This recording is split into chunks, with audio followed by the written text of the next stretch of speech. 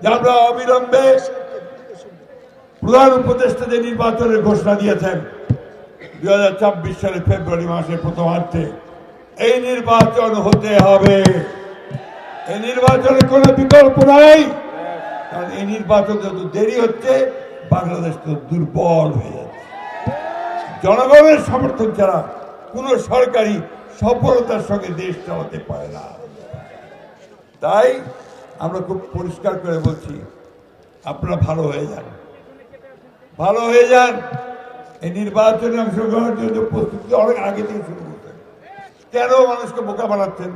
আপনাদের যত বড় বড় বিলবোর্ড দেখলাম, আমি অন্য কোনো দলের অত বড় বিলবোর্ড দেখলাম না। যত পোস্টার দেখলাম, অন্য কোনো দলের এত পোস্টার দেখলাম না। তাহলে কেন মানুষকে বোকা বানাচ্ছেন? আপনারা তো নির্বাচন করবেন, নির্বাচন না করলে আপনাদের অস্তিত্ব থাকবে না।